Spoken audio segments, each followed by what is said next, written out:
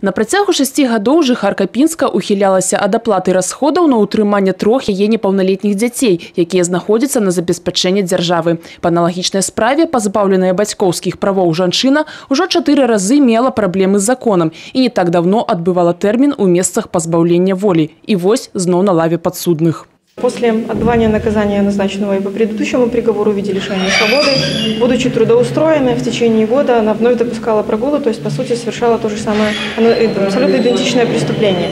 В течение года ею было допущено порядка 57 прогулов, и в результате таких действий обвиняемой сумма задолженности на содержание 3 несовершеннолетних детей, согласно обвинению, подбирается к 30 тысячам рублей.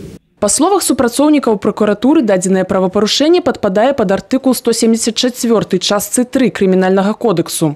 Судом ей назначено наказание в виде лишения свободы сроком на 2 года. Это максимальное наказание, предусмотренное санкцией данной статьи. Отбывать она данное наказание будет в исправительной колонии в условиях общего режима. Соответственно, она заключена под стражу в зале суда.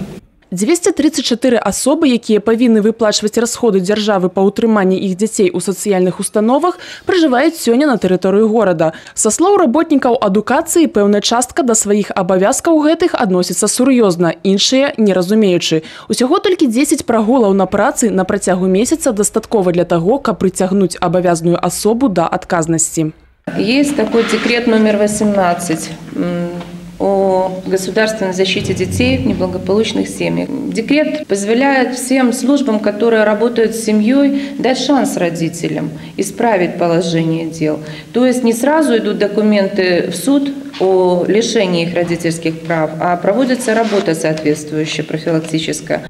Для таго, каб гора-бацькі паспелі асэнсаваць складанай сітуацыі, дзяржава дае тэрмін 6 месяцаў. Калі гэтага часу ім недастаткова, дзеці адлучаюцца ад сям'і.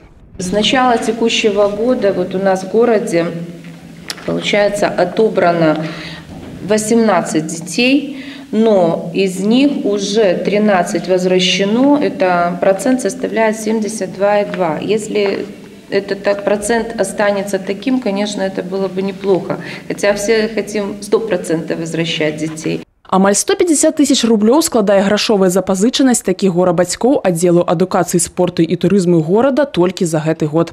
Марыя Кобец, Д'яна Мішчук, Александр Дзячэнка, тэлерадыёкампанія «Брэст».